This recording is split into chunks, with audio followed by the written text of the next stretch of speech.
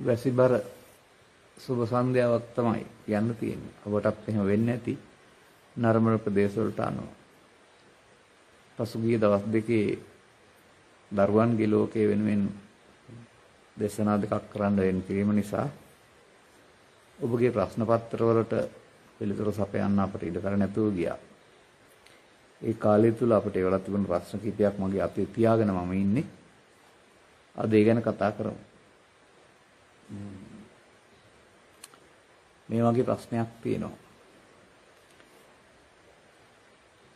කාලයක සිට මගේ හිතේ පවතින ප්‍රශ්නයක් නම් මැද පෙරදිග ධර්මය හෝ පින්පව් පිළිබඳ ඡායා මාත්‍රයක්වත් නැති රටවල මිනිසුන් අධික සැපසහිත දිවි ගෙවද්දී ශ්‍රී ලාංකික ජනතාව බහුතරයක් ධර්මකාමීව දිවි ගෙවමින් දාන ආදී පින්කම් කරත් ඔවුන්ගේ බහුතරයක් හිතා දුක්ඛම් කටළු සහිත හා මූලික අවස්ථාවක් නැතිවම දුක් විඳින අයයි. මේ පිළිබඳ විවිධාකාරයෙන් සිටුවත් සෑහීමකටපත් වීමට හැකි පිළිතුරක් නොලදිමි. ධර්මානුකූලව පිළිතුරක් ලබා දෙන්න. ලෝක විශ්යයි සත්ත්ව විශ්යයි කර්ම විශ්යයි බුද්ධ විශ්යයි හිම අචින්තයයි කියලා තියෙනවා. හිතලා හොයන්න බෑ කියලා.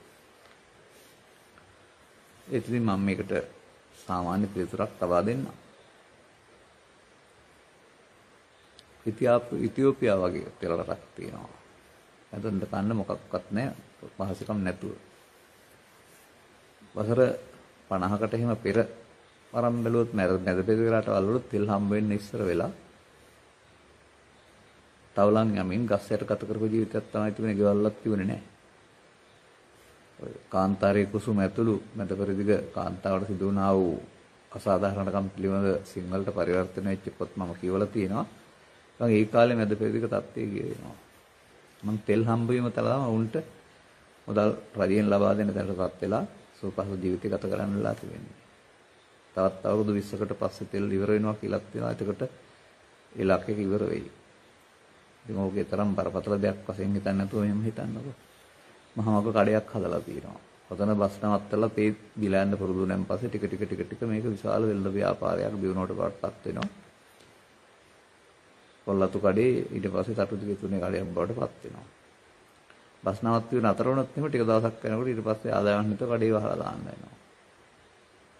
එහෙම නැත්නම් යම්කිසි හතාන්දියකින් මිනිස්සු පිරිසක් බැහැලා යනවා බස් අතේකින් අවශ්‍ය බරු ටික එතනින් ගෙදරට අරන් යනවා බස් එකෙන් බැහැලා වැඩටලා යන ගමන්. ඒකට ඒ වටේ තියෙන හන්දියේ තියෙන කර ටිකට තරොයි. ටිකක් කල් යනකොට අර පාර හැදිලා එතනින් තව ඒ පාරටත් බස් එකක් වටිනවා. දැන් මෙතන හන්දිය බහින්නේ නැහැ. ඒ පාරේ බස් එකේ ගමේ කට්ටිය යනවා කියන්නේ. ඒකට මේ කර ටික වංකොලොත් වෙනවා. මට ඒ හේතුඵල නෙමෙයි. එහෙනම් ඉතින් සමහර විට මේ මිනිස්සු ලෞකික සැපම හොයන්න පින් කරා එහෙමනම් ලෞකික සැප ලබන්න ඉපදිලා ඇති ඉහි. ඔය කියන දවස් එකම ලබන්න. ඊට වඩා එහාට නිවීමක් වෙන්නේ නැත්නම් සැප නම් හෙව්වේ සැප හොයන්න හම්බ වෙන්නේ නැති. හැබැයි ආගමික බව අතහැරෙන්නේ නැති ඊට පස්සේ.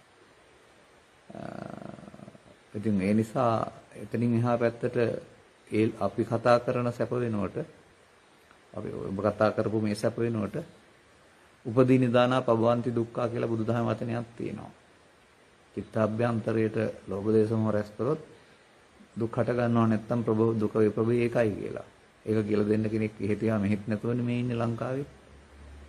ඒ නිසා ඒ සැප ගැන විතරක් බැලුවහම කල්පනා කරලා බලන්න බුදුදහමේ පෙන්වන්නේ ලෝභය දේශේ මොහේ දුක් වලට හේතු කියලා. ඒවා නැත්තම් ලැබෙන සැපතක් පෙන්වන්නේ. ලෝභක්කේ දේශක්කේ මොහක්කේ. ඒක ප්‍රේමද විංගියක්වත් ඇත්තේ නැහැ. ඒ නිසා ඒක සැප ලෞකික සැප හොයපු නිසා යම් පිරිසකට ඇවිල්ලා වැබිලා වෙන්නේ ඇති. ඒකේ අඩුපාඩු දැන් සාමාන්‍යයෙන් අපේ ජීවිත පිටිපස්සේ එහෙම තියෙනවා කියලා තියෙනවා අතීතේ. කර්ම ඒ හේතුන්ගේ ඵල වශයෙන් ඒ අයට එහෙම ඉරණම් හමු වෙනවා. නමුත් මැද පෙරදිග ටිකක් කල නම් බුදු සමය තිබුණායි කියලා තියෙනවා. ඔය මැද පෙරදිග රටවලත් දැන් කොහොමත් නැතෝ ගිහින් තිබෙනවා. ඉතින් බුදු සමයේ පෙන්වන ගැඹුර බුදු සමයයටවත් හොයාගන්න බැරුව අනිත් ඇයි වෙන මොනම ඉවක්වත් නැහැ. ඉතින් මේ ඉරණම් පාලනය කරන්න බෑ. එක එක හේතුන්ගේ ඵල වශයෙන්. ඒ නිසා බුදුන් වහන්සේ වදාරලා තිබෙන්න නම් මොකක්ද ඒකට කියන්නේ මේ ඒ කාලේ නම් ජම්බුද්වීපයේ ඉපදීම නැත්නම් අදාළ කරුණු පැහැදිලි කර දෙන පිරිසගේ හමුවක් ඇති තැනක ඉපදීම මනුස්ස ප්‍රතිලාභයේ සද්ධර්මය හමුවීම කියන කාරණා තමයි වඩාත් වැදගත් කියලා තියෙන්නේ. මේ සැප ලැබුණාට ඉතින් ඒවා කෙරෙහි අයිති කරගෙන ඔය ඊර්ෂ්‍යාවෙන් ක්‍රෝධයෙන් වෛරයෙන් කටයුතු කරලා මැල්ල යනවා නම් ඊට වඩා දෙයක් වෙන්නේ නැහනේ. නේ?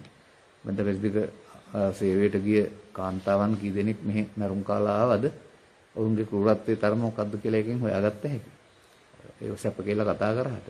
ඒ නිසා ඊට වඩා උත්තරයක් මම දන්නෙත් නැහැ. ඒ හේතුන්ගේ ඵල. ඒ නිසා තව ටිකක් එහාට දෙන ලෞකිකයේද සැප, ලෝකෝත්තර සැප කියන එක තේරුම් ගන්න ඕන. අපට දිනපතා එදිනදා ජීවිතයේදී පස්දොරට හමු වන හැම අරමුණකටම පින්පව් එකතු වේද? එසේ වනහා නොවන අවස්ථා උදාහරණ සහිතව පහදා දෙන්න. පින්පව් එකතු වෙනවා කියන්නේ ඉතින් තමන්ගේ කැමැත්තෙන් හොඳ දේවල් කරනකොට පින්පව් එකතු වෙයි, තරහෙන් කරන්න ගියොත් පව් එකතු වෙයි. ඒක බරපතල දෙයක් නෙවෙයිනේ. පරිගන්න හිතුවොත්, එකට එක කරන්න හිතුවොත්, වංචාවක් කරන්න හිතුවොත් එහෙනම් ඒ කියන්නේ ලෝභ දේශ මොහ පාපයන්නේ. එතකොට උදව් උපකාර කරන හැඟීම පිපින. ඉතින් මේ දෙපැත්ත අර රජයේ සේවයේ ප්‍රසාද දීමන සහ මේ මොනවද පනිෂ්මන්ට් වගේ එකක් නේ. වැරදි කළොත් දඬුවම් දෙනවා, හොඳ කළොත් උසස් වීමක් දෙනවා. ඒ වගේ Taman කරන කටයුත්තේ Tamanටත් අනුන්ටත් සමාජයටත් අයහපතක් කරදරයක් නම් එනම් පව් එකතු වෙයි. යහපතක් නම් පින් එකතු වෙයි. අවස්ථා ඊට වඩා පැහැදිලි කරන්න ඕනේ නැහැ. තමන් කෙනෙකුට කරදරයක්, හිරිහැරයක්, බොරුවක්, වංචාවක් කරන්නද යන්නේ. එහෙනම් එතන පිටිපස්සේ ඇතුලේ ඉන්නේ ලෝභය, දේශය, මෝහය. එහෙනම් පව් එකතු වෙනවා. ඒ වගේම කෙනෙකුට උදව් උපකාරයක් කරන්නද යන්නේ. එතන පරිත්‍යාගයේ කරුණාව එහෙම නැත්නම් සමානාත්මතාව තියෙනවා. එතකොට පින් එකතු වෙනවා. මේකනේ සිද්ධ වෙන්නේ.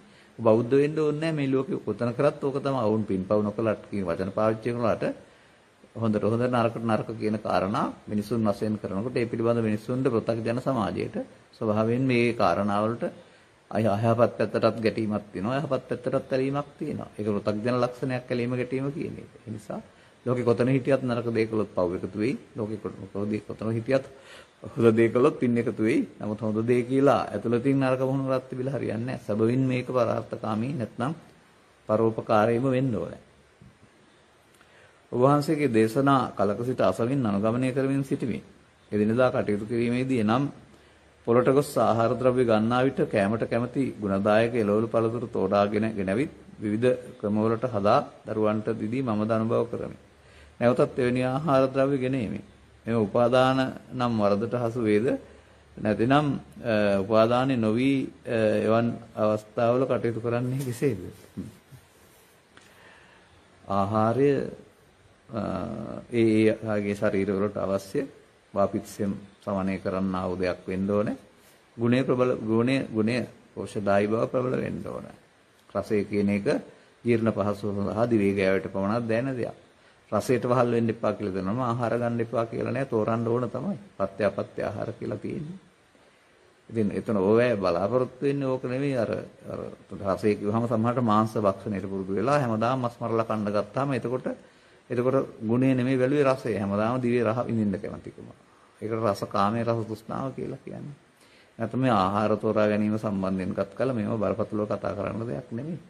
දරුවන් රසට කැමති නිසා ඒ වගේම එක ආකාරීත්වයෙන් විඳින රස වෙනස් කරලා ආහාර දෙන්නත් ඕන තමයි. නමුත් මේ උපාදාන කියලා කතා කරන එකේ තේරුම ලෝභය, දේශය, මෝහය චිත්තඅභ්‍යන්තරගත වීම. එතකොට ප්‍රධාන වශයෙන් මේකේ ලෝභ, දේශය කියන කාරණාව තේරුම් ගන්න. ඒක හොඳට දැනෙන දෙයක් නේ.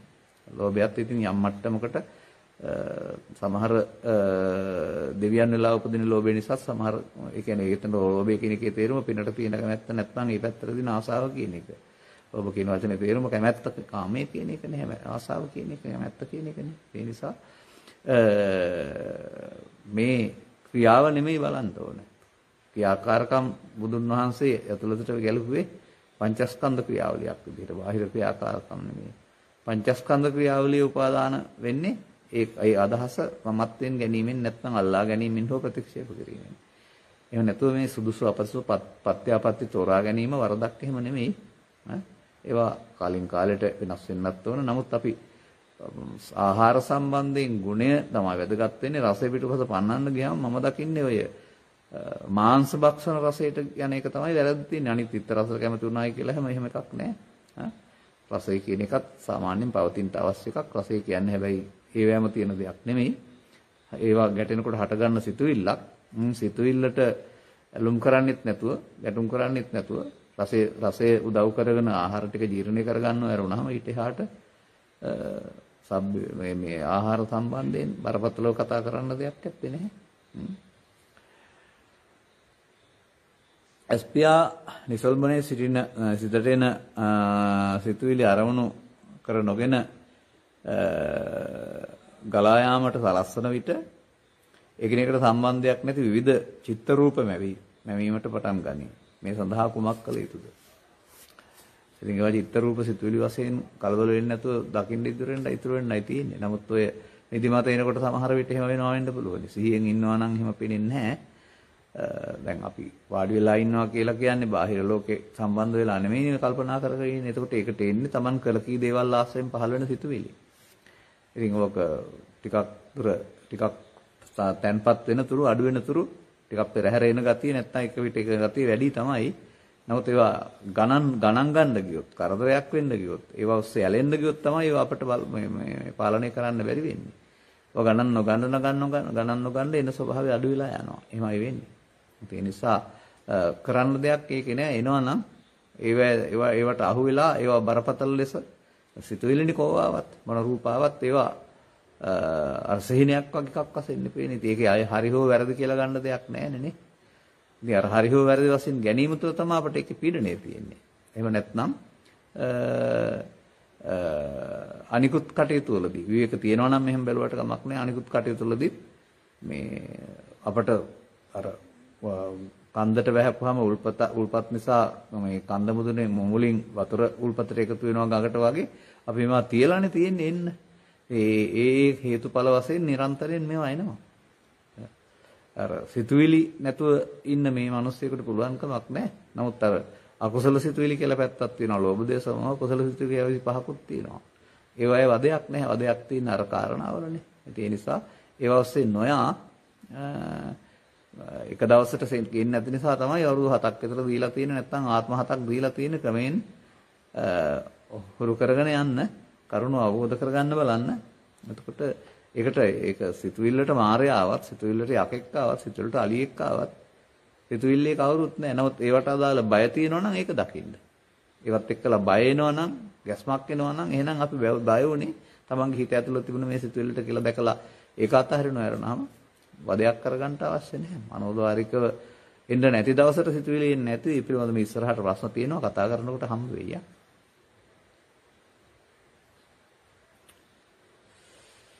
වහන්සේගේ ධර්මදේශනා ඇසූ අසා භාවනාව පිළිබඳ මනා අවබෝධයක් ලැබුවෙමි.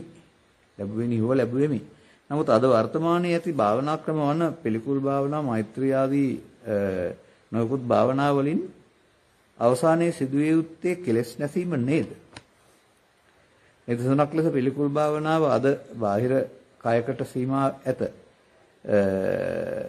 මට හිතෙන විදිහට ඒක සරල අර්ථයකි. එහි ගැඹුර නම් කෙලෙස් මල පිළිකුල් తত্ত্বය අවබෝධ කරගෙන විදර්ශනාව මගින් කෙලෙස් කිරීමයි. මම මේ අදහස් කළේ මගේ අවබෝධයයි. හොයි වගේ වචනයක්. මෙහි වරදක් තිබේ නම් පැහැදිලි කරලා දෙන්න. නෑ වරදක් නෑ. ඒක තමයි ඇත්ත. පිළිකුල කියන වචනේ අපි ඉගෙන ගත්තේ අසුචි දැක්කහම පිළිකුල උපදවා ගන්නනේ. ඒ වගේ ඉතින් ආහාර බලුවමනයක් වගේ කියලා පිළිකුල උපදවන්න ශරීරයේ ස්ථාන 9ක් පොළොවට පස්සෙන් හැරි බලලා පිළිකුල උපදවන්න 아무තෙන් ආසාව වෙනකොට පිළිකුලක් හදන්න උගන්ලා තියෙන්නේ. ආහාරේ පටිකුල මනසකාරය කියන්නේ තර ආහාර හපලා වෙනස් වෙන ආකාරයෙන් පිළිකුල් උපදවන්න තියෙන්නේ. ආහාර කියන්නේ කනවන දේවල් කියලා ගත්තාම නම් ඕක හරි. සංසාරේ පැවැත්මට ආහාරයේ පව හරි පින හරි ධානය හරි වුණාම ඒවා කොහොමද පිළිකුල් කරන්නේ එතකොට? බුදුදහමේ ආහාරය එහෙමනේ සසරට ආහාර.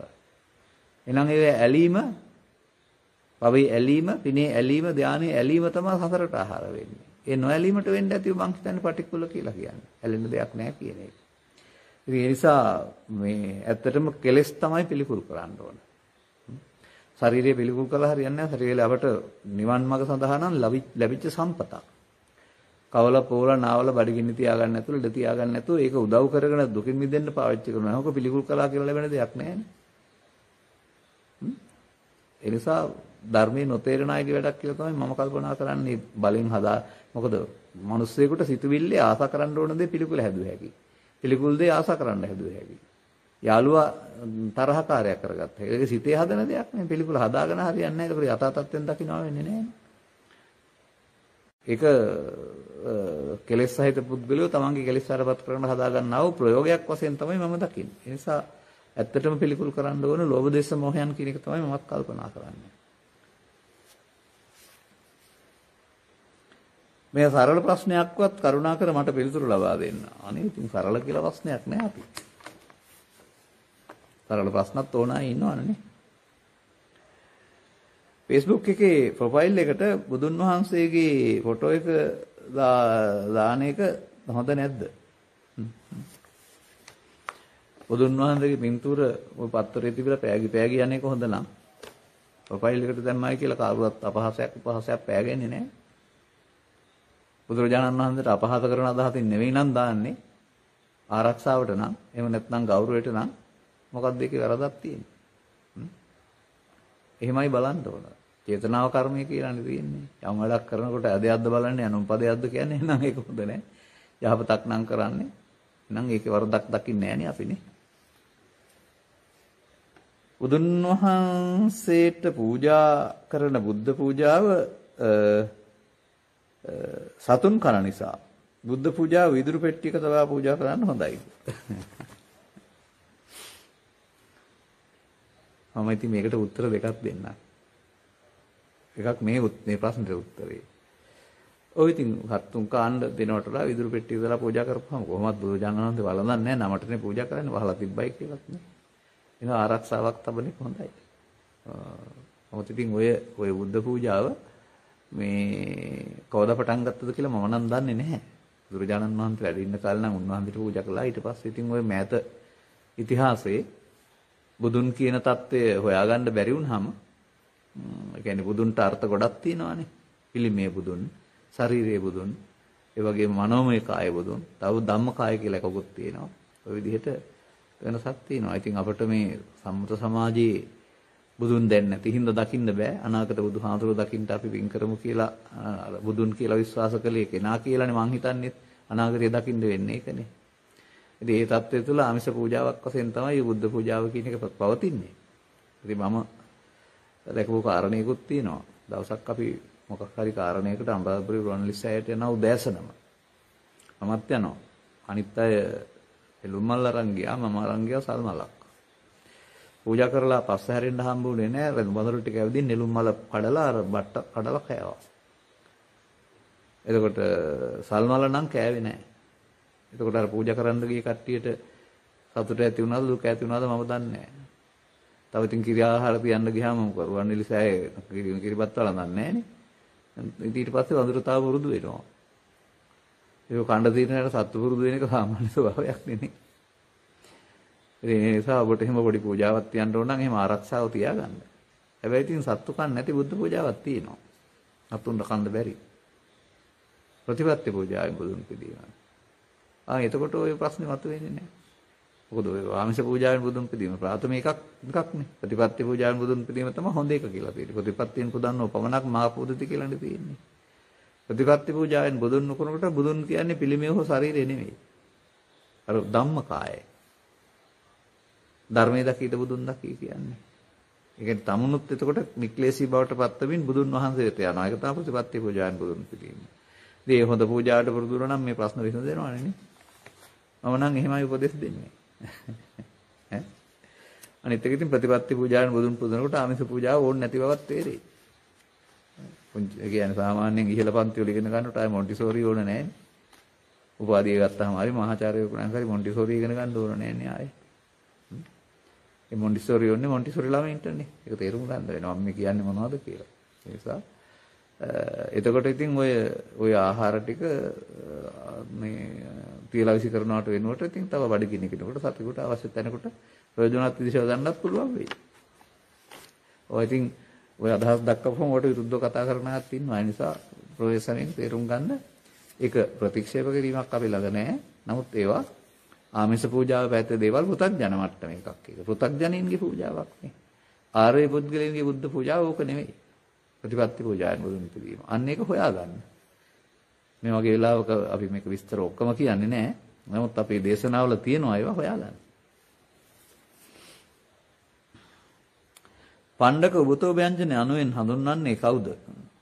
ඔවුන් එම தත්ත්වයට පත්වන්නේ ඇයි? ඉතින් මේ වචنين රහස එළි වෙනවානේ. එම தත්ත්වයට පත් වෙන්නේ ඇයි කියන එකෙන් මේක දන්නවා කියලා තීරෙනවා.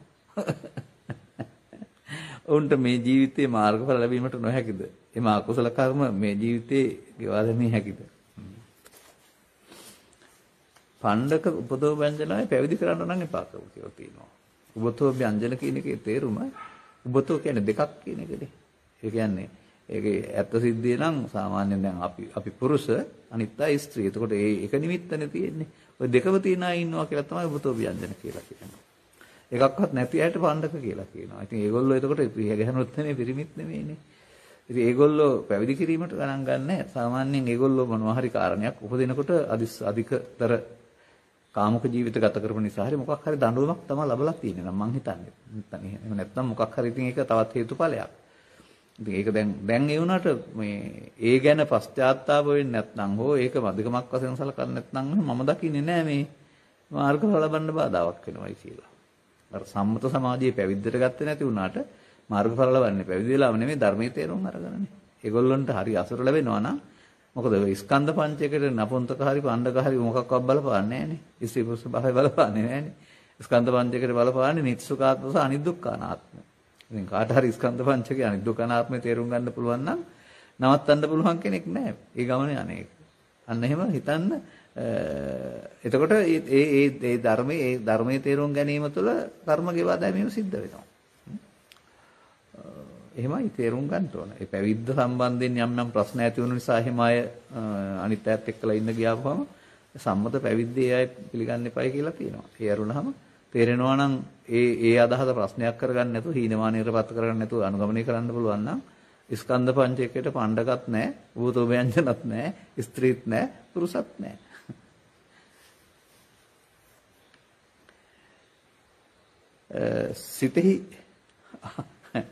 සිතෙහි ආරම්භය සිදු වී කෙසේද? ස්වභාව ධර්මයේ නිර්මාණයක්ද නැත්නම් මැවීමක්ද? ඔන්න ආයෙත් අර මේ බුදුන් වහන්සේ මේ බහා තැබුම නැත්නම් මේ අව්‍යාකෘත ගණේ ප්‍රශ්නයක් අහලා තියෙනවා. කවුද මට මතක නෑ. දැන් මේ කතාව කෙනෙක් ගියයි කියලා කියනවානේ සංසාරේ මුල හොයන්න 이르දියෙන්. ගිහින් හොයන්න බැරි හින්දා ආපහු ගෙන්න ගත්තා කියලා කියනවානේ. අපි ඉතින් පරිණාමය මේ වතුරේ ඇති වෙලා ටික මෙහාට මිනිස්සයව කියලා කියනවා. ඔච්චර මහන්සි වෙන්න ඕනේ නැහැ. මව කුසක පිළිසිඳ ගන්නකොට සතෙක් නෙමෙයි තියෙන පුංචි සෛල දෙකක් විතරයි. වතුර ගොඩක් විතරයි. ඉතින් ඔය විශාල කයක් දාවට පරිණාමය වෙලා තින්නේ අපෝරුවට. ඒ වගේ ඔය තැනින් හොයාගත්ත හැකි අපට කාරණාව. නමුත් මේ සිත කියන්නේ මේ දැන් හටගන්න එකක් නේ. ඇසේ කනේ නාසයේ දිවේ කය උදව්වෙන් ඒක හේතුපත් වෙලා හටගෙනවා. කොහොත් තිබිලාව නෙමෙයිනේ. හේතුඵලයක් හිත කියන්නේ. ඒ වගේ මෙතන නැති වෙනවා. නැති වෙනකොට ස්වභාවයෙන් නැති වෙන්න දීපු එක අපි අල්ලගෙන නැති වෙන්න පුරුදු කරන් තියෙනවා. ඒක තමයි අපට සිදුවන ප්‍රමාදය. සසර හැදෙන්න ප්‍රමාදය. ඉතින් ඒ නිසා තියෙන්නේ කොහෙද ආවේ කොහෙද කියන එක හොයනවට වඩා හටගෙන අනාගතයක් හදන්න නැතුව නැති වෙන්නේ කොහොමද කියලා හොයාගන්නයි තියෙන්නේ. අර මට මතක් වෙන කතාවක් තියෙනවා. පෙස්සෙන් ගුරුවරයෙක් හම්බ වෙන්න ගියාලු ගෝලේ. ගිහින් බුද්ධත්ව ගැන කතා කරගෙන ඉඳලා ඇහුවලු මේ තනකොළත් එහෙම බුදු වෙනවා කියලා කියන්නේ ඇත්තද කියලා. මේ ඊවස ගුරුවරයා ඇහුවලු තනකොළ නෙමෙයි තමන්ගේ බුද්ධත්වය ගැන හිතුවේ නැද්ද කියලා. නැහැ කිව්වලු. ආයෙ නයික ගැන බලා ගන්නවා කිව්වලුනේ. මේ අනවශ්‍ය පැත්තට යන්නේ නැතුව බුදු සමයේ තියෙන්නේ තමන් තේරුම් අරගෙන හික්මව ගන්නනේ. මේවා හිත කියලා එකක් තියෙනවා. හිත හට හේතුඵලයක් හට ගන්න අල්ලන්න පුළුවන් දෙයක් නේ. ඇහි කනේ නාසයේ මේ මොහොතේ හටගෙන නැසෙන එකක්. ඉතින් ඒක ආරම්භය කොහෙද? අතීතයේ සංසාරේ මොකක්වත් එහි යන්න දැන් නැහැනේ. හොයලා පුළුවන් දෙයක් නෙවෙයිනේ තියෙන්නේ. ඊයට යන්න බැරි නම් ඊට හට මොකද්ද වෙන්නේ? එහෙනම් මේ මොහොතේ හටගෙන නැසෙන දෙයක් සිතුවිල්ල කියන්නේ. හිත කියන්නේ. ඒකේ ඇතුලේ තියෙන ගති ලක්ෂණ තමයි සිතුවිලි කියලා කියන්නේ. ඒක ඇහි කනේ නාසයේ දිවේකේ හට ගන්න පුළුවන්, හිතෙත් හට ගන්න පුළුවන්. හටගත්ත ගමන් නැසෙනවා. ඒක භාග්‍යයක්කට ගන්න අල්ල ගන්න නැතුව. ඒකයි තේරුම් ගන්න තියෙන්නේ. මනෝද්වාරයට යන අරමුණු කෙරෙහි අවධානයෙන් සිටිමින්. එෙහිදී සිතුවිලි වල හැසිරීම හා ඒවා දැලීමකින් ගැටීමකින් අවසන් කරමි. සමහර අවස්ථාවල සිතුවිලි එසේ ටික වේලාවක් සිතුවිලි ඔස්සේ සිත ටික වේලාවක් ගමන් කරයි. සිත එක දිගටම ක්‍රියා කිරීමක් වන හේයින් මනෝද්වාරයෙන් හෝ වෙනත් ආයතනයකින් සිතුවිලි ඇති නොවන අවස්ථාවක් පැවතිය හැකිද? කුණාටුවක් පටන් ගත්තාම ඉතින් වලාකුළු කුණාටුව නිසා එනවා. කුණාටුව ඉවරනකොට වලාකුළු නැතුව යනවා නේ. වැහපුවම ගංගාවල වතුර තියෙන මේ මුල් වත්තල වතුර තියෙන නිසා ගලනවා. ඉඩෝරේ අල්ලනකොට නතර වෙනවා නේද? වතුර ගලන්නේ නැති වුණාම. සිතුවිලි මූලාශ්‍රය අපි ලෝභ දේශ මොහ වශයෙන් අතරක් නැතුව වෙන්න හදාන තියෙන්නේ. නමුත් ඔවා ඇලීම් ගැටීම් ආйти වෙනකොට ඕනනම් ගන්න ඇරුණාම ඉබේ ඉන්නේ නැත්තනට. මේ සිත කියන එකේ ඇතුලේ තියෙන දෙපැත්තක් නේ අකුසල සහ කුසල කියලා කියන්නේ. කුසල සිතුවිලි දුක් ගෙනත් දෙනවා කියලා නේ අකුසල සිතුවිලි දුක් ගෙනත් දෙන්නේ. ඒ නිසා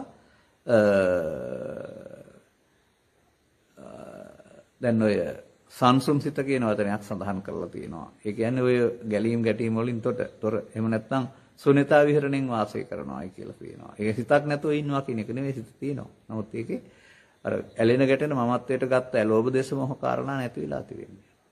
ඉතින් ඒකට මේ தত্ত্বය මාර්ගඵලලාභීන් තුල වෙන සංසුම් සිතේ ස්වභාවය වැටහෙනවා. වුන්ට එහෙම නැත්නම් අර කෙලෙස් යටපත් කරන අරමුණක් තුල ඒ අරමුණ බලවත් කරගන්න නිසා අනිත් අය ඉන්නේ නැති නිසා සංසුම්කමක් දැනෙනවා. එතකොට ඒක සිතුවිල්ලක් තියෙන නිසා තමයි ඒකෙන් වහගෙන ඉන්න නිසා අනිත් අය ඉන්නේ නැත්තේ. නමුත් මේ අර ඇතුළත තියෙන කාරණා එන්නේ නැතුවම සංස්කෘතිකමක් තියෙනවා මම හිතන්නේ. එතකොට ඒක අර নিরপেক্ষ දෙයක් වෙනවා. සාමාන්‍යයෙන් දැන් ඔය සාපේක්ෂනේ අපි සිතුවිලි හැම එකම හරි වැරදි හොඳ නරක කියලා කියන්නේ. නමුත් හරි වැරදි හොඳ නරක අතහැරෙනකොට උපේක්ෂා සහගත තත්ත්වයක් තියෙන්න පුළුවන්. ඒක සිතුවිලි තියෙන්නත් පුළුවන්. කුසල සිතුවිලි. කුසල සිතුවිලි සම්බන්ධයෙන් දුකයි කියලා පෙන්වන්නේ නැහනේ. ඒ නිසා අර ගඟේ නෙමෙයි කඳු මුදුනේ තියෙන වතුර බහැලා ඉවර වුණාම උනන්න වතුර නැතුව යනවා වගේ රාග ලෝභ දේශ මොහ මූලයන් හිස් වෙනකොට එහෙම දත්තයක් තියෙන බව ප්‍රත්‍යක්ෂ කරගන්න නැත්නම් Tamannම තේරුම් ගන්න ලැබෙවි. එතකොට ඒක සම්පූර්ණ කරගන්නත් හිතේ. මාර්ගඵල විදිහින් ප්‍රත්‍යක්ෂ කටයුතු නිර්වාණය කියලා. බුදුන් වහන්සේ මරණින් පසු ජීවමානව සිටින බවත් එසේ නොසිටින්නේ නම් ලැබූ නිවන් සුවයෙන් වැඩක් නැති බවත් එක්තරා හිමිනමක් පැවසීය. එසේම එහි ආත්ම සංකල්පයක්ද තිබූ බව සිටේ. මේ පහදා දෙන්න. ඉතින් මේක කියලා දෙන්න මට පොඩි වචන ටිකක් පැහැදිලි කරන්න වෙනවා. ඒකයි මම කිය අර බුදුන්ට ධර්මයේ බුදුන්ට කාය කීපයක් තියෙනවා කියලා. දැන් ඔය වර්තමානයේ අපි ඒ වෙනකොට රත්තරන් වලින් පටන් ඇද්දල් වලින් පටන් හදාගත්ත පිළිම ඒත් බුදුන් ළමයින්ට. කේස දෙතස් සත්‍යතිස් කොට සාසින් උක්ත සිද්ධාර්ථ කුමාරයාගේ අවබෝධයටපත් වුණාන් පස්සේ ඒත් බුද්ධ ශරීරය බුදුන්. ඒ වගේම උන්වහන්සේට තිබුණු ඉදු ප්‍රාතිහාර පෑමානුව ගත්කල මනෝමය කායකුණුත් යමක් කළයි කියලා තේරෙනවා. එතකොට රූප කාය, මනෝමය කාය, ද්‍රව්‍යම කාය, තව එකක් තියෙනවා ධම්ම කාය කියලා. දැන් එතකොට මේ දැන් ඔය අපි කියනෝනේ ජාතියක් ජරාවක් ව්‍යාධියක් ශෝකයක් මරණයක් නැති නිර්වාණයටපත් උනායි කියලා. බුදුන් මැරුණා නෙමෙයිනේ ශරීරයෙන් මේ ගියාට. එතකොට එහෙනම් ඒ බුදුන් කියන්නේ නිවනට. ඒකට අතීතයක් අනාගතයක් වර්තමානයක් ලොකු කුඩා කතාවක්වත් වළංගු නැහැ. ඒකනේ සදාකාලික කියලා කියන්නේ.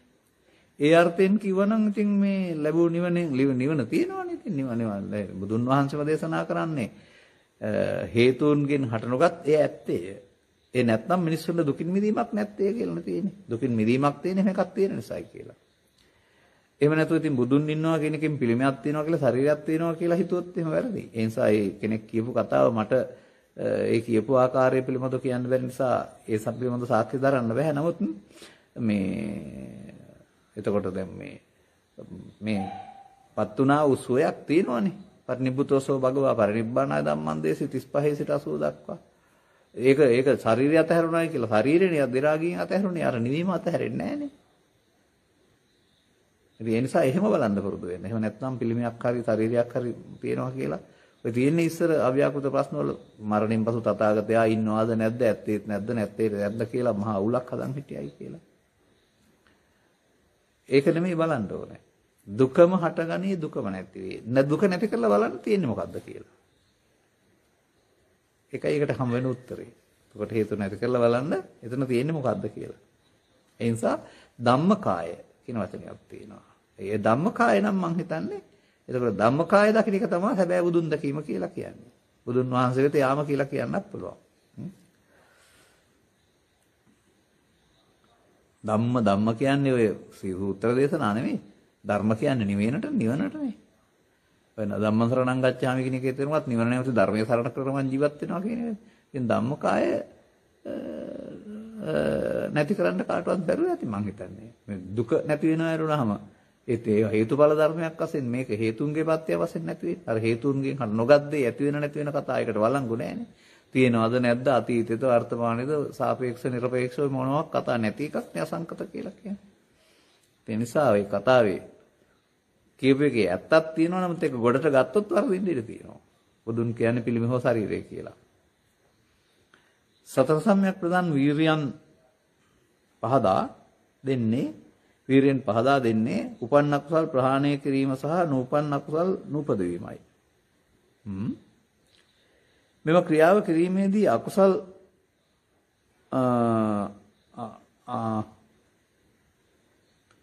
අනුසය ශූන්‍ය වේ නම් උපන් කුසල් සහ නූපන් කුසල් යන මොනවාද? ඔය සමාජයේ ලොකු ප්‍රශ්නයක් මම හිතන්නේත් මේක. මොකද කුසල් කියන්නේ පින් කියලානේ හිතන් ඉන්නේ. මෙහෙම හිතන්න පුරුදු වෙන්න. බුදුරජාණන් වහන්සේ පහළ වෙන කාලේ පවුත් තිබුණා, පිනුත් තිබුණා, ධානත් තිබුණා. හැබැයි gedara ඇතැරලා ගිහින් කැලේ මේ ලෞකික ධාන වඩන පැත්තේ ගිහින් අවසාන තැන දක්වා ගිහින් අර ධාන කුසලයේ කියන තැන දක්වා ගිහින්. මේකත් මං හොයපු සත්‍ය නෙවෙයි කියලා හිතාන එතනින් එහාට තමයි කිං සත්‍ය ගවේෂී කිං කුසල ගවේෂී. ඊට එහාට නේද කුසල තිබිලා තියෙන හොයන එක. සත්‍යයි කුසලයයි. පාපයයි පිනයි ධානයයි රූපාවචර අරූපාවචර ධාන නෙවෙයි ඊට එහාට එහෙනම් සත්‍ය සහ කුසල් කියලා එකක් තිබිලා තියෙනවානේ. එතකොට එහෙනම් ඒක තමයි උන්වහන්සේ බුද්ධත්වයට පත් වීමෙන් හොයාගත්ත ලෝකෝත්තර කුසලය. දැන් එතකොට උපන්න කුසල් දුරු වෙනවා, නූපන්න කුසල් නූපදිනවා. සෝවාන් පුද්ගලයාට හම්බ වෙන සෝවාන් මාර්ගස්ත පලස්ත බව තමයි නූපන් කුසල් ඉපදවීම. එතනින් එහාට සකෘදාගාමී අනාගාමී අරිහත් යනකොට තමයි උපන් කුසල් වැඩි දියුණු වීම. නැත්නම් කුසල් කියන්නේ පින් කියලා බලන්න යන්න එපා. ඒක තමයි සම්මා වායාමයේ ප්‍රතිඵලය. කුසලය කියන්නේ බුදුරජාණන් වහන්සේගේ අකුසලෙන් වෙන්නීමට නෙනේ. ඉතින් එතකොට අකුසලෙන් වෙන්නීම හොඳටම ආරම්භ වෙන එක තමයි අර නූපන් කුසල් උපදිනවා මාර්ගඵල ලබන වෙන එක. ඊට පස්සේ මහන්සි වෙනකොට උපන් කුසල් වැඩි දියුණු වෙලා සෝවාන් ආදී මාර්ගඵලයෙන් සම්පූර්ණ වෙනවා කුසලයේ. එහෙම කල්පනා කරන්න නුවණ නැති එකනේ සමාජයට තියෙන්නේ. ඉතින් අපි ටිකක් ඕවා හොයලා බලලා පොත්පත් කියවලා ගලපලා කල්පනා කරන ඉන්නවා. මේ වගේ ප්‍රශ්න අහන එක හොඳයි. ඉතින් එතකොට සමාජයක් දැනගන්න ඕනේ. ඔබ වහන්සේගේ දේශනා සහ මනෝද්වාරික සිතුවිලි පාලනය පිළිබඳව හොඳින් වටහාගෙන සිටිමි. මාට වැටහුණු පරිදි මෙම தত্ত্বය සුත්තමේ ඥානයයි. එසේනම් මෙම தত্ত্বය තුල වාසය කරමින් යන විට තවදුරටත් ඉදිරියේදී පැමිණිය හැකි වැටහීම් හෝ පැහැදිලි වීම මාසිත තුළ ඒවිද? එසේනම් ඒ මන්ද? එසේම සුතමේ ඥානය හා ආසාක්ඛ්‍ය ඥානය යනු එකක්ද දෙකක්ද? සුතමේ ප්‍රඥාවනේ මේකට කියන්නේ. සුතමේ ප්‍රඥාව ඊට පස්සේ චින්තාමේ ප්‍රඥාව. සිතීමෙන්. ඊට පස්සේ වැඩිීමේ භාවනාමේ ප්‍රඥාව. එතකොට සාමාන්‍යයෙන් කියන්නේ ඔය අහපු දේ හිතලා බලලා ඔකට කියන්නේ සාමාන්‍යයෙන් අනුවිතර්කණය කියලා. ඒ වගේම ඊට පස්සේ ඔය පෙළ තමන්ගේ සිතට ඇහැ තුළ කන තුළ සිදුවෙන සිද්ධිය විග්‍රහයට යොදලා බලනවාට කියනවා මනස අනුපෙක්කණය කියලා. ඒ බලපුවම හරිනන්නේ තේරුම් ගන්න ඕනේ. මේ හදපු එකක් නෙවෙයි බුදුරජාණන් වහන්සේ පැහැදිලි කරලා තිබෙන්නේ. එතකොට මේ පාරේ යනකොට තවදුරටත් ඉතින් ලොකු දේවල් හම්බ වෙනවට සංසුන්කම තමයි හම්බ වෙන්නේ. මොකද ලෝභක්කේ දේසක්කේ මොහක්කේනේ. ඒ වශයෙන් එවීමෙන් හම්බ වෙන සැනසීම ඇරුණාම ලොකු උපාදි වගේ දේවල් බලාපොරොත්තු වෙන්න එපා. සංකත කියන කාරණාව. ආසවක්කේ ඥානය කියන්නේ මේක නෙවෙයි. ආසව කියන්නේ කෙලෙස් වලටනේ උපදි කියලා අපි කතා කරන්නේ. ඒක මිනිසුන්ගේ ජීවිතයේ කෙලෙස් රැස් වෙනවා. අරමුණ රස විඳින්න ගියාපම අරමුණ ඇලෙන්න ගැටෙන්න ගියාපම අරමුණ හටගෙන නැතුණට යලි හට ගන්න හේතුවක් ඉතුරු වෙන එක තමයි උපදී නිදාන පබවන්ති දුක්ඛා කියලා කියන්නේ. ඒක එතකොට පෘථග්ජන පුද්ගලයා ස්කන්ධ පංචකයේ ආත්ම කොට ගැනීම නිසා ඔහුගේ කෙලෙස් රැස් වෙනවා. ආසව රැස් වෙනවා. හොඳ දහම් පෙළේ පෙන්නනවා තණ්හා කරගත්තේ නැත්නම් උපාදාන නැහැ නැත්නම් භව නැහැ කියලා. භව නිරෝධෝ නිබ්බානං කියලා කියනවා. එතකොට අර අල්ලා නොගැනීමෙන් අවසන් කරේපුවාම මේ සසර හැදෙන්නේ නැහැ. සසර නිමා වෙනව නේද? භව ගමන කැඩෙනව නේද කියලා තේරෙන එක තමයි අසවක්ඛ්‍ය ඥානය කියන්නේ. මෙහෙම කරොත් ෂේ වෙනව නේද කියන එක. Tamanට වැටහෙන්න ඕන. කෙලෙස් රැස් වෙන්නේ මගේ ආත්ම කොට ගැනීමෙන් කෙලෙස් ෂේ වෙන්නේ මම වගේ ආත්ම කොට නොගැනීම හේවත් අල්ලා නොගැනීමෙන් අනාගත ඵලයක් ඉතුරු නොවි ස්කන්ධ පංචකේ උපාදාන නොවීමේ යාම තමයි ආසවක්ඛ්‍ය වෙන කාර්යය. මේ පිළිබඳ වැටහීමට තමයි ආසවක්ඛ්‍ය ඥානය කියලා කියන්නේ.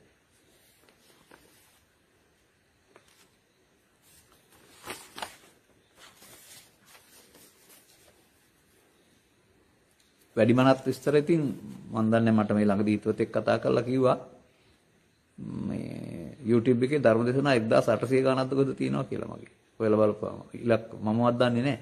ඒ නිසා වැඩිමනත් තොරතුරු අපි ඉන්න මාධ්‍ය වලින් දේශනා වලින් හොයාගන්න නිකමට වචනයක් කියන්න මම සාමාන්‍යයෙන් ගණන් කරලා බලනවා.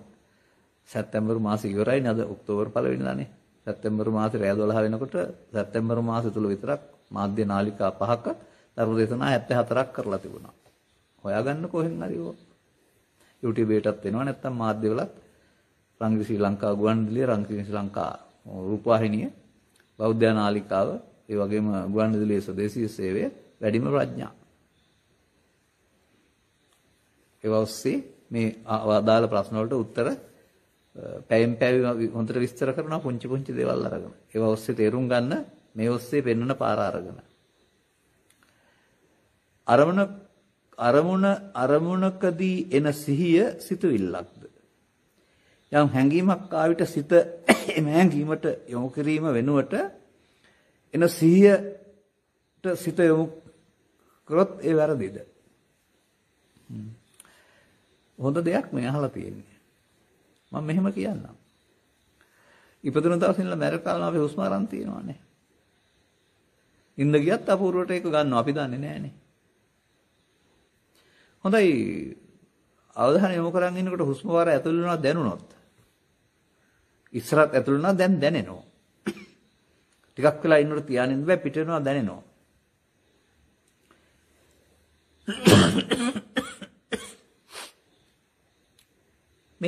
මේ දැනෙන එක නේද සිහිය කියන්නේ හුස්ම ඉහළ පහළ ගැනීම නෙමෙයි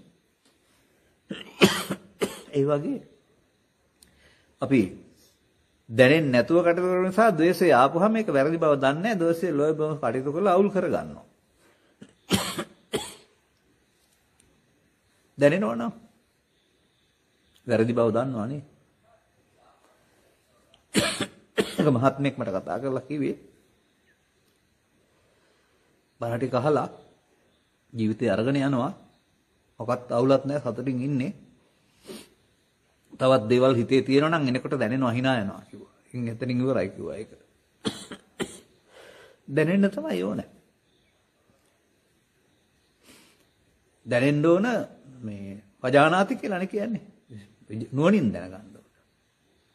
එතකොට නුවණින් දැනගත්තාම ඒ ආපු හැඟීමට අනාගතයක් හදන්න එකතු වෙන්න ඉඩ නැහැ. යන්න ඕන. ඒ නිසා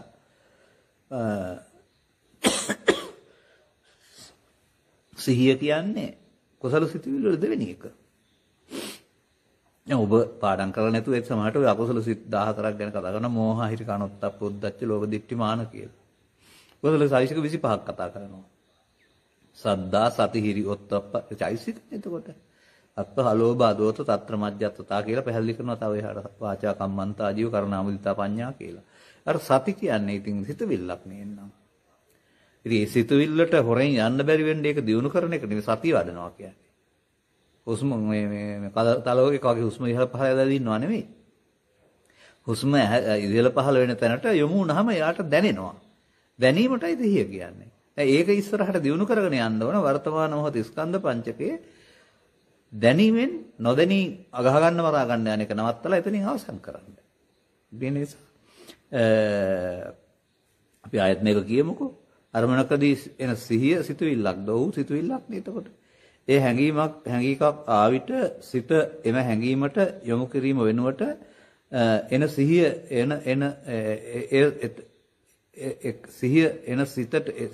සිහියට සිත යොමු කළොත් වැරදිද? සිහියට සිත යොමු කරනවා කියනවා නෙමෙයි සිහිය යොමු කරනවා. ඒක තමයි කරන්න ඕන කාරණාව. සිහියෙන් කටයුතු කිරීම කියලා කතා කරන්නේ ඒකයි. ඉතින් ඕක තේරුම් ගත්තේ නැති අය ඉතින් ඕක සිහිය කියලා ඉතින් තව ඉරියව් කර ඉන්න එකට සිහිය කියලා කවදාවත් වැඩ කරන්නේ. තව ටිකක් එහාට යනකොට තේරෙවි මේ වර්තමාන මොහොතට එන දේ දැනෙනකොට Tamanට හොරෙන් යන්න බෑ ඉස්සරහට. පේනවනේ. පේනවා. පේනුනහම යා අපි අතහැරලා යන්න වෙනවා. අරමුණු විදර්ශනා කිරීමේ ප්‍රායෝගිකව යෙදෙමි. සාර්ථක වූ මහත් සතුටක් අත්විඳින අතර අසාර්ථක වූ වරද වහා අවබෝධ වී සිතට මහත් අසහනකාරී ස්වභාවයක් හා හෘද ස්පන්දනයේ වැඩි වේ. ඒර නැවත උපාදානයේ සිදු වේද? මා අනුසෝතගාමීද? හෘද ස්පන්දනය නම් වැඩි වෙන්න විදිහක් නැහැ. හෘද ස්පන්දනය වැඩි වෙන්නේ මේ බලෙන් සිතුවිලි යටපත් කරන් ඉන්න ගියාම ටිකක් වෙලා යනකොට අවශ්‍ය ප්‍රමාණයට ඔක්සිජන් එහෙම නැති වෙනකොට ආපහු හුස්ම බලෙන් ගන්න ගන්නවා. එහෙම. අනිත් එක මේ අසහනකාරී ස්වභාවයක් තවත් සිතිල්ලක් නේ තියෙන්නේ. එතකොට දැන් අර මහත් සතුට මම කොට අරගෙන අසහනකාරීත් මම කොට අරන්නේද මේ තියෙන්නේ. එහෙමයි මම දකින්නේ. ඒ නිසා අසහනකාරී ඉන්න විදිහක් නැහැ. අසාර්ථක වෙන්න පුළුවන්. නමුත් සතුටත් සිතුවිල්ලක් අසහනෙත් සිතුවිල්ලක්. සතුටට ඇලෙන්නයි අසතුට ගැටෙන්නයි යන්නේ නැතුව අතහරින්න පාරේ යන්න. නැවත උපාදාන සිදුවේ කියන කාරණාව ඉතින් නැවත කියන්නේ පෘථග්ජන පුද්ගලයා උපාදාන තවදුරටත් සිදු නොවෙනවා කියන්න බෑ. සෝවාන් වුණත් අඩුවීමක් සිදු වෙනවා. එක දෙකක් වෙන්න පුළුවන් නේ ආපහු යන එකේදී. නමුත් 100%ක් එහෙම වෙන්නේ නැහැ. ඒ නිසා අපි අනුගමනය කරන ක්‍රියාමාර්ගය අනුව තමයි උපාදාන රහිත වීම දක්වා යන මාර්ගය තිබෙන්නේ. ඉතින් මේ වගේ මේක සමහර විට මේ කියන කතාව මේ සැබෑ එකක්ද එහෙම නැත්නම් වෙනත් මේ ආකාරයෙන් බලලා ඇති වෙන කෘත්‍රිම සතුටක්ද කියන්න තේරෙන්නේ නැහැ. ඒක ටිකක් පෞද්ගලිකව සාකච්ඡා කරන්න ඕන කාරණයක්. නමුත් මේ අසහනයක් ඇති වෙන්න බෑ කොහොමද? සිත සංසුන් වෙනකොට අසහනයක් ඇති වෙන්න බෑනේ. එහෙනම් මේ අසහනයක් ඇති වෙනවා කියලා කියන්නේ යට කරලා තිබිච්ච දෙයක් එනවා කියන එක. තරහ එනවා කියන්නේ අසහනයක්නේ. අන්න ඒ වගේ තමන් ළඟ බලෙන් යටකත් කරපු දෙයක් එනවා කියන අදහසක් තමයි එකකින් කියෙන්නේ. මේක ටිකක් හොයලා බලන්න. අනුසේ නැවත හටගත් පසු ඒට අනුව ක්‍රියා කරන අවස්ථාවේදී ඒ දැනගත් නමුත් නතර කර ගැනීමට නොහැකි වීම තුල ක්‍රියා කොට අවසන් කරමි. නමුත් සිතය දනි. එලෙස අවසන් කිරීමේදී ඒ අනාගතයට ප්‍රතික්‍රියා දැක්වීමට නොතබා අවසන් කිරීම නොවේ නේද? පහදා දෙන්න. දැන් ඔය මම දැකපු කතාවක් මේකට කියන්නම් උදාහරණයක් විදිහට. බොන මිනිස්සු ඉන්නවානේ. බොන මිනිස්සුන්ට වීල වැඩි වෙලා දවසක වමන යනවා නැත්තම් හැම තැනම පෙරලිලා ගා ගන්නවා. මිනිස්සුත් දකින්නවා නාණ්ඩත් වෙනවා. පහුවදාට කියනවා මම ආයෙ නම් බොන්නේ නැහැ කියලා. මොකද අර සිදුවෙච්ච අප්‍රසන්න භාවයේ අත්දැකීමට අරගෙන. හැබැයි හැන්දෑව වලනකොට ආයෙත් කසිපෝලේ ඉන්නේ. ඇයි අරකින් වට්ටුනේ නෑ හැන්දෑවේ හේතු එකතු වෙනකොට අර කිජුකම ඇතුලෙන් එනවා. ඒ කිජුකම විසින් ආයෙත් බැරුණට මෙහෙවනවා. ඒ වගේ මේ කියන කාරණාවේදී මේක මොකක් හරි පෞද්ගලික දෙයක් වෙන්න ඇතිනේ එහෙම මොනක් තවක් නැහැ. එතකොට කිජුකම තියෙනවා නම් ආයෙ එනවා. කිජුකම නැත්නම් එන්නේ නැහැ. එහෙනම් කිජුකම එන්නේ නැත්නම් අනාගත නොතිය අවසන් කිරීම කියන එක Taman දැනගන්න වෙනවා. එතකොට මේකේ හිත දණී වුණාට එලෙස අවසන් කිරීමේදී අනාගතයට ප්‍රතික්‍රියා දැක්වීමට නොතබා අවසන් කිරීමක් නොවන්නේද? නෑ ඒක නොතබා අවසන් කිරීමක් නෙමෙයි තබා අවසන් කිරීමක්. අරමුණ ඉටු කර ගැනීම කියලා කියන්නේ. මේ අරමුණ කියලා කියන්නේ මම නිකම්ම අරමුණක් නෙමෙයි. රාග, දේශ, මෝහ, ඊර්ෂ්‍යා, ක්‍රෝධ, වෛර අරමුණ ඉටු කර. ඒවා නෙමෙයි ඉටු කර ගැනීම කියලා කියන්නේ. එතකොට මොකද ඒවා අක්කොදෙන ජිනේකෝදන් කියලානේ පෙන්වන්නේ. අතහරින්නට නේ. ඉටු කර ගැනීම වෙනකොට ඉටු කර ගැනීම මමත් ඒ ක්‍රියාව. ඉටු කර නොගැනීමන්නේ අවසන් වෙන්නේ. ඒ නිසා යම් දෙයක් නැද්ද කියලා තේරෙන්නේ ඊට පස්සේ එන්නේ නැතුවම. ඒක ඇතුලේ නැත්නම් එන්නේ නැහැ. එතකොට තේරෙයි Tamante ඒ අදාළ ගිජුකම නැති බව. ඉතින් තියෙනවා කියලා බය වෙන්නත් එපා, කාටවත් කියන්නත් එපා, හදා ගන්න බලන්න. එහෙමයි ඔය අවුරුද්දක් නැහැනේ අපේ සිත්වල තියෙන දේවල්. ඉතින් එළියට පෙන්වන්න ඕන නැහැ. තමුත් Tamante හදා ගන්න පුළුවන් ඕනකම තියෙනවා නම්. නැවතත් අදාළ හේතු හමු වෙන විට මේ නිදිගත් සර්පයා නැත්තම් නිදිගත් සිත මතුවෙලා අපට වද දෙන ආකාරයේ තේරුම් ගැනීම තුලින්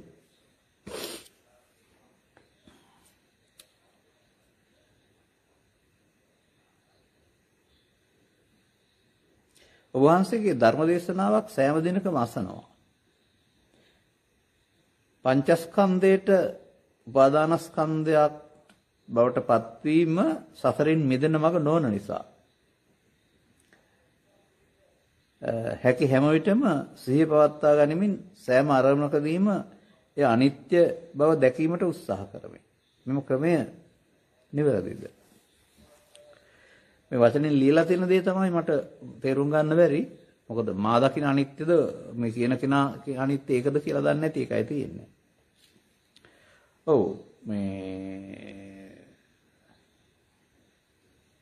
අනිත්‍ය බව දැකීම කියන එකේ තේරුම මට සමහර අය කතා කරලා කියලා දෙනවා අනිත්‍යයි කියලා හිතනවා කියලා.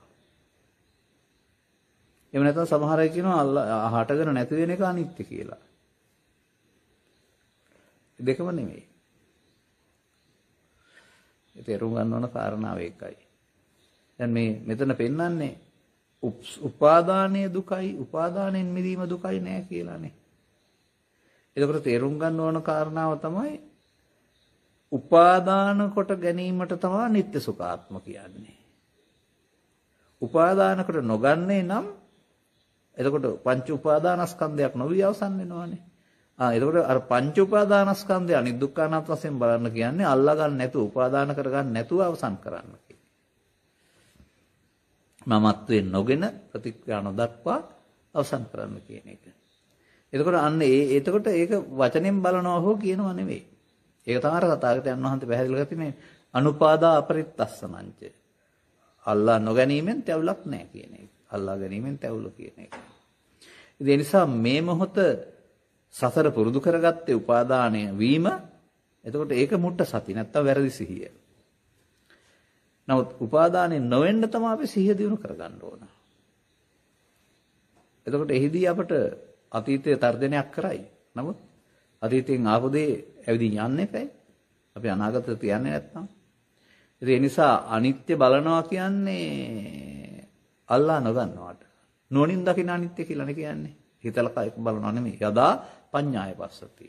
එද නොනින් දකින්නවා කියන එකේ තේරුම සිහියෙන් ඒක අනාගත සසරක් හදන්න නැති වෙන්න යලි කර්ම බීජයක් වශයෙන් හටගන්න චිත්තාභ්‍යන්තරයට නොයන්ට අවසන් කිරීමට තමයි අනිත්‍ය කියන්නේ. ඒ නිසා මම කියන්නේ අනිත්‍ය නිසා දුකයි නෙමෙයි අනිත්‍ය නිසා සැපයි. අනිත්‍ය නිසා දුක නම් බුදුහාඳුර අනිත් දුක්ඛන වශයෙන් බලන්න කියන්නේ නැහනේ.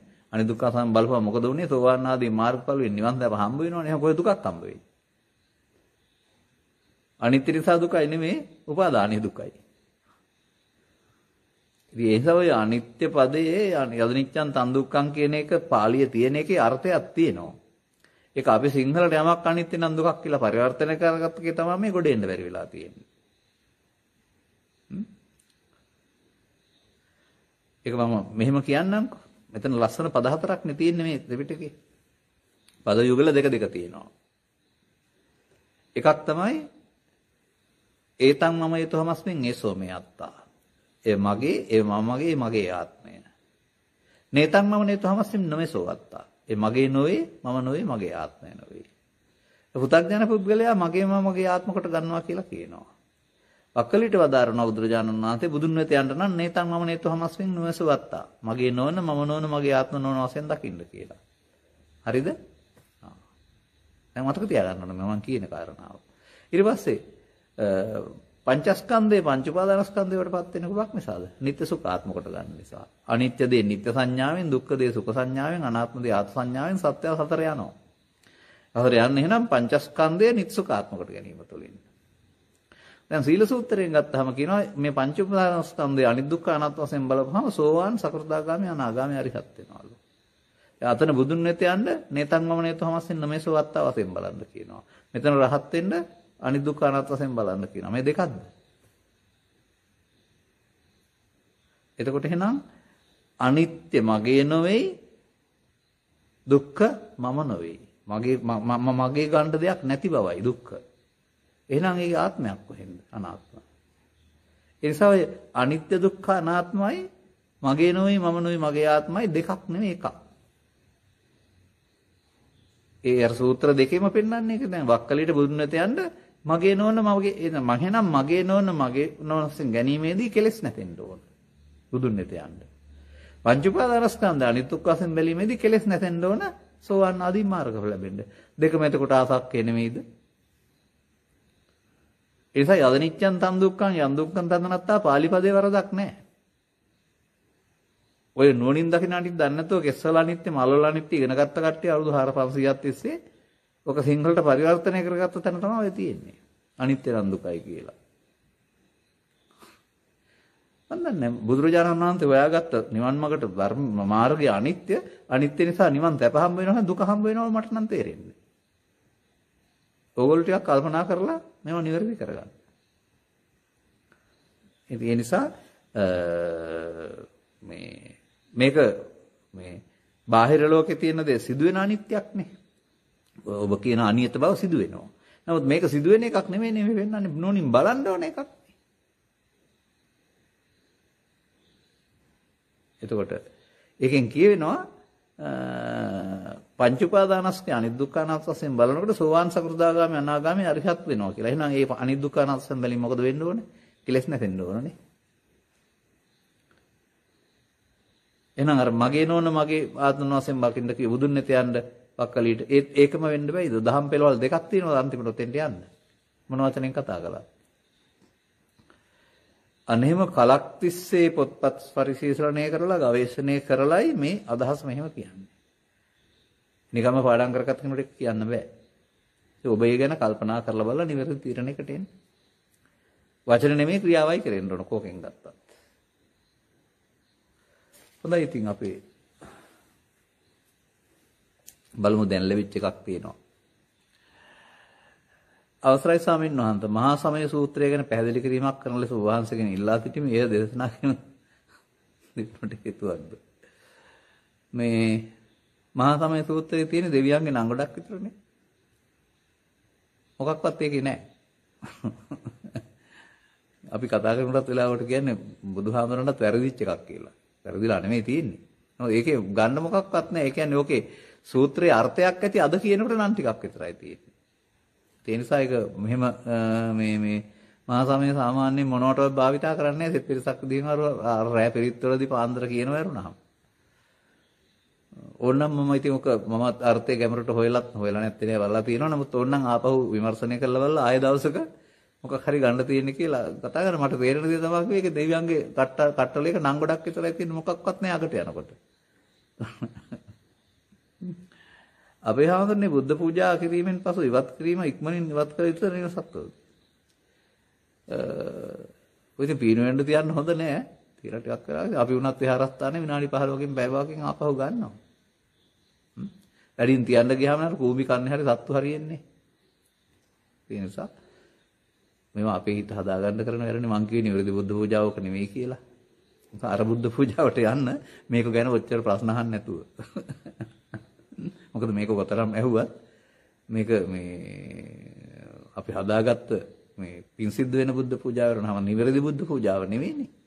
නිවැරදි බුද්ධ පූජාව ප්‍රතිපත්ති පූජාවට බුදුන් පිළිමනේ. අන් ඒකට යන පාර හොයාගන්න මේ වගේ ඕනවට වඩා හාරන්න නැතුව මේවා සාමාන්‍ය මට්ටමින් කරගෙන යන්න. අනිත් අයට ආදර්ශයක් සහ ඕකත් නැත්නම් පහළටම වැටෙන නිසා. ඒ වුණාම හරි.